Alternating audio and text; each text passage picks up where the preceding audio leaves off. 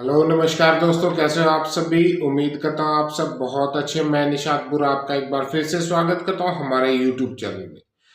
दोस्तों आज के इस वीडियो को ये जो आज का वीडियो रहेगा ये बनाने का मेरा मुख्य उद्देश्य ये है क्योंकि एक बड़े मैं अभी देख रहा था कि प्रॉपर्टी के जो ग्रुप्स हैं उनके अंदर भी और सोशल मीडिया के ऊपर भी बहुत सारे लोग एक्टिव हो जाते हैं ना। और एक हिसार का एयरपोर्ट को लेकर के एक बहुत बड़ी खबर यहाँ पर चल रही है और उसके बारे में मैं यहाँ पर चर्चा करूंगा। अंत तक मेरे साथ में यहाँ पर बने रहिएगा, समझिएगा पूरे जो मामला है, क्या मामला है, क्या प्रोजेक्ट है, गवर्नमेंट का क्या प्रोजेक्ट आना है और आगे का फ्यूचर हिसार का क्या रहने वाला है, वो आप ध्यान पूर्वक यहाँ पर समझने की कोशिश कीजिएगा। हर एक ये एक मेरे पास जो आप लेटर देख रहे हो ये है मिनिस्ट्री ऑफ सिविल एविएशन यानी कि लोकसभा के अंदर क्वेश्चन नंबर 454 पूछा गया था और जो कि जिसका आंसर 8/12/2022 को दिया गया था। अब ये जो उड़ान एक स्कीम है भारत सरकार की और उससे लेकर के उसको उससे संबंधित ये प्रश्न था और प्रश्न जो हमारे यहाँ के मेंबर ऑफ पार्लियामेंट हिसार के मेंबर ऑफ पार्लियामेंट है श्री ब्रिजेंद्र सिंह द्वारा किया गया था। इनसे स्पष्ट से 4 सवाल इन्होंने किए थे और ये जो सवाल है न केवल यहाँ के लिए बहुत महत्वपूर्ण है, पूरे हिसार के लिए और न केवल हिसार के लिए बल्कि पूरे हरियाणा के लिए। अब आपको पता चलेगा कि हिसार का जो हवाई अड्डा उसका क्या फ्यूचर रहने वाला है और बहुत महत्वपूर्ण है क्योंकि यहाँ से आपकी प्रॉपर्टी को कैसे आपकी प्रॉपर्टी के ऊपर इसका इफेक्ट पड़ेगा वो ध्यान पूर्वक समझिएगा। चलिए, प्रॉपर्टी तो एक सेकंड पार्ट है, बाई पार्ट है इसका। फर्स्ट क्वेश्चन था कि whether the introduction of flight at Hisar Airport under the Udan scheme has increased connectivity of state and if so the detail thereof। यानी कि जो हिसार हवाई अड्डे से लेकर के जो उड़ान स्कीम के तहत जो हिसार की कनेक्टिविटी थी उससे संबंधित आगे क्या सूचना रहेगी। नेक्स्ट क्वेश्चन आता है कि whether there are any international flight operating from Hisar airport. यहाँ सवाल ये पूछा गया कि क्या हिसार हवाई अड्डे से कोई अंतरराष्ट्रीय हवाई जहाज यहाँ से ऑपरेट होगी यानी कि यहाँ से उड़ान भरेगी। और तीसरा जो प्रश्न था वो था if so the detail therefor and if not the reason therefor. अगर ऐसा है तो उसका क्या रीजन है और नहीं है तो उसका क्या रीजन है वो संक्षेप में बताइए। और जो नंबर 4 सवाल था वो था whether the government proposes to introduce any international flight from Hisar Airport under the Udan scheme and if so the time by which it would be operational। जो सवाल थे बहुत ही स्टिक सवाल और जरूरी सवाल थे क्योंकि अब से लेकर के बहुत सारे लोगों के पास में और ये बताया जा रहा था। यहाँ पर मार्केट को लेकर के कई लोग बोलते थे कि हिसार एयरपोर्ट आएगा, कुछ आप लोगों के दिमाग में भर दिया जाता कि हिसार का जो हवाई अड्डा वो यहाँ से उठ करके और नोएडा चला गया, दिल्ली चला गया। इस तरीके के बहुत सारे जिन लोग अपने अपने व्यूज यहाँ पर देना शुरू कर दिया था, अपने अपने कमेंट्स देते थे और वो कहीं ना कहीं आप लोगों को भय का एक माहौल यहाँ पर पैदा किया जाता था। तो देखिएगा अब इसके सवाल क्या जो सवाल किए थे उसका जवाब दिया गया है ministry of state in ministry of civil aviation द्वारा, जो हमारे जनरल वीके सिंह साहब द्वारा, रिटायर्ड जनरल वीके सिंह साहब द्वारा दिया गया था। उन्होंने स्पष्ट बताया और ये जो सवालों के उत्तर थे ये स्पष्ट किए उन्होंने और आप सभी के भी इससे स्पष्ट हो गया होगा।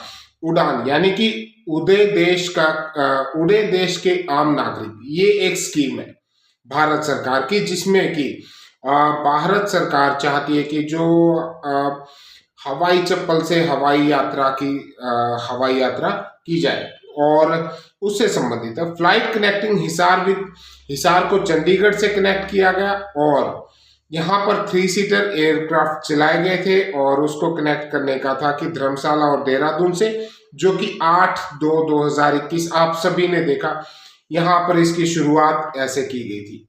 और जो सेकंड सवाल है, सवाल देखिएगा, सवाल लिखा था कि क्या हिसार हवाई अड्डे से ऑपरेट होंगी।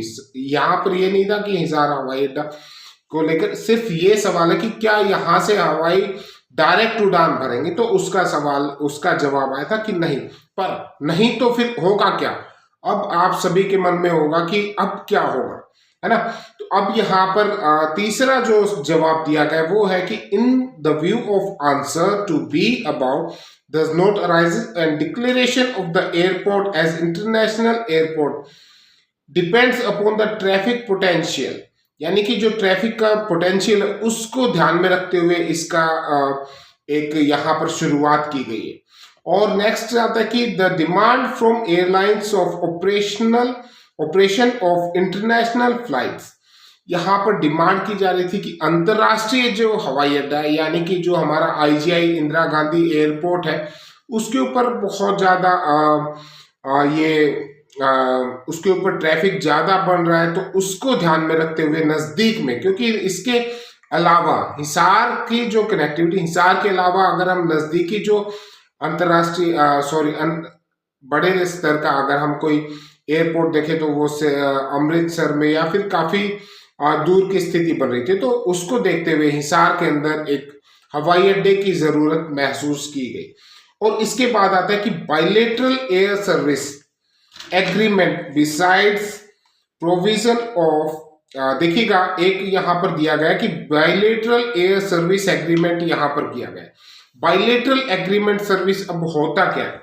बायलेटरल एग्रीमेंट सर्विस आपने देखा होगा कि जो पीछे भारत सरकार ने 116 कंट्रीज के साथ, 116 देशों के साथ में बायलेटरल एयर सर्विस एग्रीमेंट किया था। Bilateral agreement air service agreement होता क्या है, इसको ध्यानपूर्वक समझिएगा। यहाँ पर जो शब्द बोले जाते हैं उनको आप ध्यानपूर्वक अगर नहीं समझेंगे तो फिर वो आपके लिए खतरनाक साबित हो सकते हैं।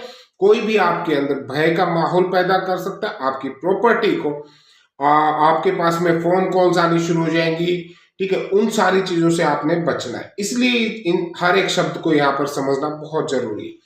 अब बायलेटरल एयर सर्विस को आप जब गूगल के ऊपर आप जाके इसका मतलब सर्च करेंगे तो आपको पता चलेगा जिसमें कोई भी डिजाइन फ्लाइट कैन ऑपरेट कर सकती है, ठीक है। डेजिग्नेटेड फ्लाइट ऑपरेट कर सकती है, यहां से ऑपरेशन हो सकता है। यानी कि एक सपोर्ट में, एक जो हमारा अंतरराष्ट्रीय हवाई अड्डा उसके सपोर्ट में एक और ऐसी व्यवस्था की जाती जहां से हम उसके ऑपरेशन कर सकते हैं। यहाँ नहीं कि बाइलेटरल मतलब कि दोनों साथ में द्विपक्षीय समझौता, इसका मतलब है द्विपक्षीय समझौता होता है। यानी कि हिसार एयरपोर्ट और जो अंतरराष्ट्रीय हवाई अड्डा है उसके बीच में एक द्विपक्षीय समझौता होगा कि अगर जरूरत पड़ी तो इस रनवे को, इस प्लेटफॉर्म को इस्तेमाल किया जाएगा। ये होता है बायलेटरल एग्रीमेंट। और bilateral agreement to allow international commercial air transport service between signatory, यानी कि जो द्विपक्षीय समझौता है ये एक अंतरराष्ट्रीय कॉमर्शियल एयर ट्रांसपोर्ट को सर्विस को चालू करने के लिए किया जाता है। ऐसा, इसको और थोड़ा सा गहन में जाएंगे आप समझिएगा। नेक्स्ट इसके साथ आगे शब्द दिया गया है बिसाइड्स। बिसाइड्स का मतलब इसके अतिरिक्त, एक पार्ट ये हो गया। नेक्स्ट इसके अतिरिक्त हिसार हवाई अड्डे से क्या होना है?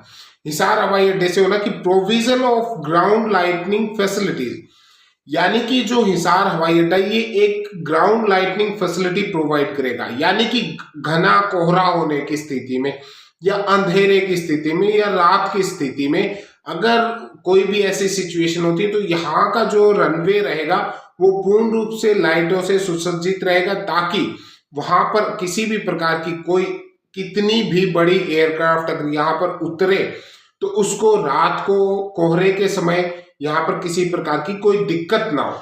तो यहाँ पर एक प्रोविजन दिया जा रहा है जहां पर ग्राउंड लाइटिंग फैसिलिटी का दिया जा रहा है, यानी कि बहुत बड़ी बात है ये हिसार वासियों के लिए और खासकर हरियाणा वालों के लिए।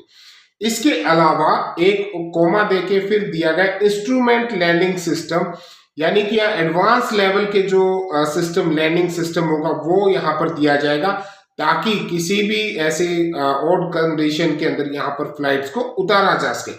इसके अलावा एडिक्वेट रनवे लेंथ, यानी कि जो रनवे है उसकी लेंथ इतनी दी गई है कि यहाँ पर कितना भी बड़ा एयरक्राफ्ट क्यों ना हो वो आराम से यहाँ पर लैंड कर सकते हैं, यहाँ से टेक ऑफ कर सकते हैं। यहाँ का जो इसको जो कितनी भी इसको टैक्सी स्टैंड शायद बोलते हैं, है ना, थोड़ा टेक्निकल शब्द है, थोड़ा सा आप देख लीजिए। तो वो इतना रहेगा कि यहाँ पर कितनी भी एयरक्राफ्ट यहाँ पर आसानी से खड़ी हो सकती है। उसके अलावा नेक्स्ट आता है इमिग्रेशन। इमिग्रेशन के लिए भी यहाँ पर कुछ ना कुछ एक्टिविटीज शुरू की जाएगी। क्या होती है वो तो देखिएगा और सरकार का मामला है, लेकिन यहाँ पर दिया है इमिग्रेशन। और इसके अलावा हेल्थ। अब आपको पता है कि यानी कि अगर कोई भी इंटरनेशनल एयरक्राफ्ट आती है तो वहां पर एम्बुलेंस भी होती है। कुछ लोग ऐसे आते हैं कि जो इमरजेंसी में हमारी हेल्थ सर्विसेज लेते हैं हरियाणा या इंडिया के अंदर, तो उनके लिए भी एक यहाँ पर हेल्थ का हब बनेगा। यानी कि मेडिकल फैसिलिटीज तो आपको पता ही है कि गुड़गांव दिल्ली के बाद हिसार ही उसके बाद दूसरे नंबर के ऊपर आता है, लेकिन इसके अलावा हेल्थ से रिलेटेड जो इक्विपमेंट्स होंगे उनकी सर्विसेज यहाँ से, उनके लोडिंग अनलोडिंग का काम यहाँ से चलेगा। इसके अलावा नेक्स्ट है and animal and plant quarantine services. यानी कि अब ये एनिमल क्वारंटाइन सर्विसेज क्या होता है, यानी अगर किसी भी देश में, किसी भी राष्ट्र में कोई भी यहाँ से पशु जाते भी हैं और वहां से आते भी, बाई एयर अगर जाता है या आता है, ऐसी स्थिति में हिसार का जो एयरपोर्ट है इसको इस्तेमाल किया जाएगा। इसको तो एक किस्म से इंटरनेशनल ही हो गया ना, अंतरराष्ट्रीय हो गया कि नहीं हुआ, यहाँ पर स्पष्ट कर दिया। ये है, ये जवाब मेरा नहीं, ये है ministry of state in the ministry of civil aviation का। ठीक है, इसके बाद जो नेक्स्ट आता है कि आपको पता है कि हिसार के अंदर हरियाणा एग्रीकल्चर यहाँ पर एनिमल्स की बात चलती है, लुवास जैसी बेहतरीन यूनिवर्सिटी यहाँ पर है, जिसका कि पूरा का पूरा फायदा, यहाँ की जो लुवास यूनिवर्सिटी न केवल ये इंडिया के अंदर बल्कि अपनी इंटरनेशनल पहचान तक बनाने के लिए आगे कार्यरत रहेगी। आपको पता है कि जो अपना एयरपोर्ट है उससे नजदीक में लुवास यूनिवर्सिटी भी। नेक्स्ट आता है कि प्लांट क्वारंटाइन सर्विसेज, यानी कि पौधों के लिए किसी भी प्रकार के पेड़ पौधों की वहां से लेके आना और यहाँ से भेजना, वो सारी सर्विसेज यहाँ से प्रोवाइड की जाएंगी। आपको पता है कि हरियाणा एग्रीकल्चर यूनिवर्सिटी, चौधरी चरण सिंह हरियाणा एग्रीकल्चर यूनिवर्सिटी कहाँ स्थित है, हिसार के अंदर स्थित है। तो ये सारे पॉइंट्स हो गए, आप मुझे लगता है कि ये सब समझ गए होंगे। There is no such proposal under consideration at present. इसके अलावा और कोई प्रपोजल नहीं है, यानी कि स्पष्ट हो गया है जो हिसार का हवाई अड्डा बनने जा रहा वो एक बहुत ही बेहतरीन, बहुत ही उम्दा स्तर का ये बनेगा। और यहाँ से जो मैंने आपको बताई ये सारी सर्विसेज, इसके अलावा यहाँ पर हवाई अड्डे के जो चारों तरफ है बहुत बड़े लेवल के ऊपर अभी यहाँ पर इंडस्ट्रियल हब, यहाँ पर जो कॉमर्शियल एक्टिविटीज वो आपको जल्द ही होती हुई दिखाई देनी शुरू हो जाएगी।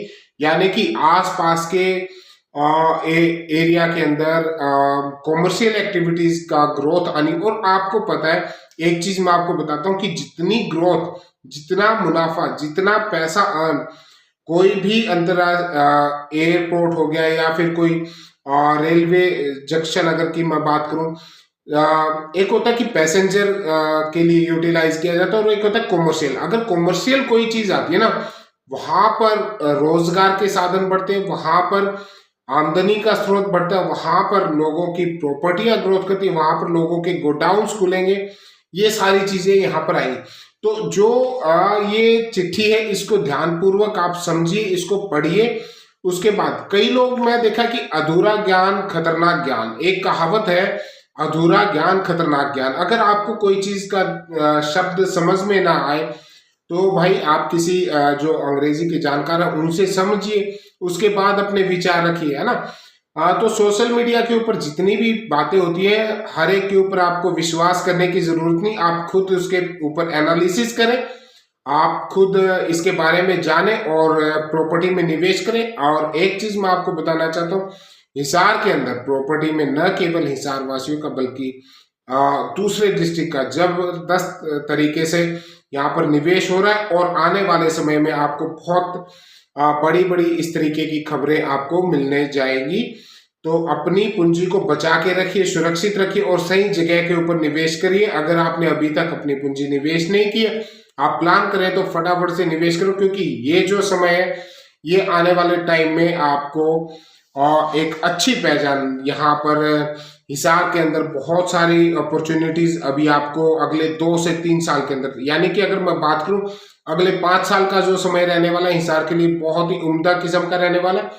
यहाँ पर आपको इतनी बेहतरीन, इतनी हॉस्पिटल्स की मैं बात करूं तो आज के समय, अगर मैं आज की डेट की भी बात करूं तो आज 5 से 6 बड़े स्तर के अस्पताल अंडर कंस्ट्रक्शन चल रहे हैं हिसार के अंदर।